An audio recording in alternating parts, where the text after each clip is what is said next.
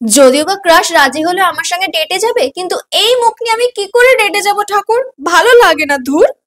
Hmm, what's this? ঠাকুর, শুনতে পেলে বুঝি আমার মনের কথা? This is Agaro facial hair remover FHR 170।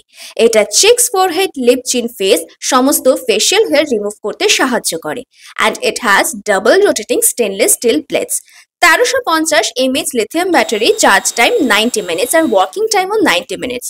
আর পেয়ে যাবে তোমরা একটা ম্যানুয়াল বুক। আর এটা কিন্তু পেইনলেস হেয়ার রিমুভার, সমস্ত স্কিন টাইপের জন্য, তো কোনো রকম টেনশন নেই কোনো রকম ইরিটেশনের জন্য। তো আমি একে একে আমার upper lip, forehead, lip, chin, cheeks সমস্ত হেয়ারগুলো রিমুভ করলাম। And you can see the difference. আর তোমরা দেখতেই পাবে যে এখানে হেয়ারগুলো কি সুন্দরভাবে ক্লিন হয়েছে।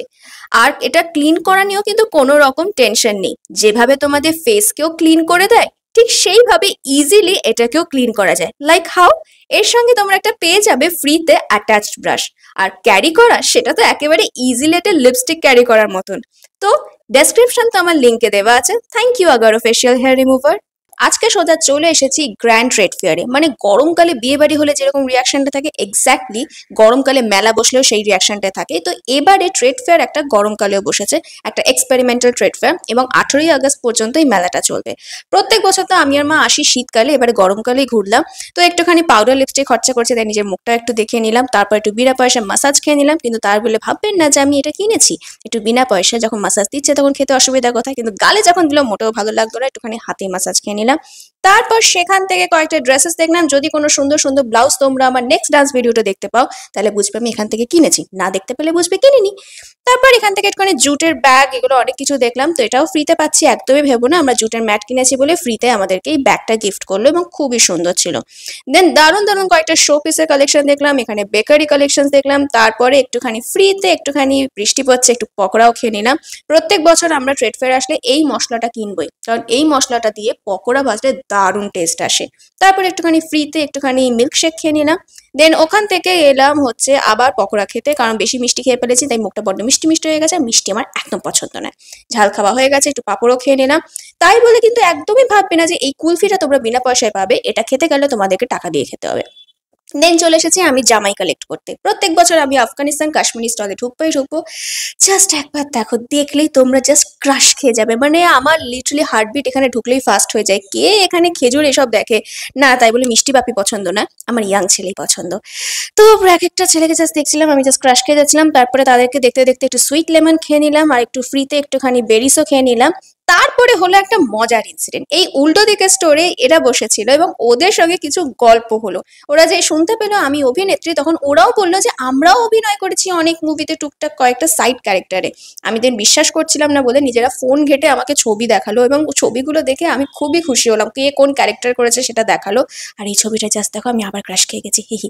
তারপরে একটুখানি গয়না কালেকশন করতে চলে এলাম। প্রত্যেক রকমের গয়নাগুলো দেখছিলাম, অনেক রকমের, এখানে ক্লিপ, কাটা, ক্লাচার্স এসব তো আছেই। আর এইগুলো হচ্ছে একটু বড়লোকিয়া জায়গা, এগুলো কিনতে গেলে পকেটে অনেক টাকা নিয়ে আসতে হবে, তবেই তুমি কিন্তু কিনতে পারবে।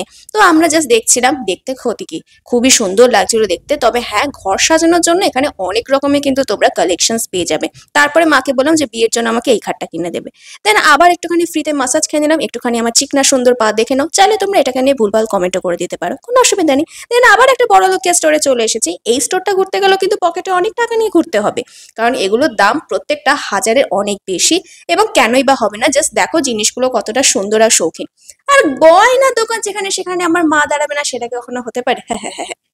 তো মা একটু সুন্দর সুন্দর গয়না দেখলো, আর আমি জানি এই ধরনের অক্সিডাইজ জুয়েলারি সমস্ত মেয়েদেরই উইকনেস।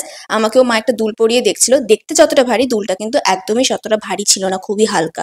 জাস্ট এখানে দেখো কত রকমের এখানে জুয়েলারি কালেকশন আছে, আর মেয়েদের ভিড় দেখো, গয়না যেখানে মেয়েদের ভিড় তো হবেই।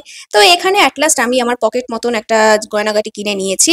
এবার চলে এসেছি ফাইনালি পেট পুজো করতে। কিন্তু এখানে কিন্তু ফ্রিতে তোমরা পেট পুজো করতে পারবে না, এখানেও তোমাদেরকে টাকা দিয়ে কুপন কালেক্ট করে খেতে হবে। KFC থেকে মিষ্টি থেকে শুরু করে সমস্ত কিছু কিছু আছে।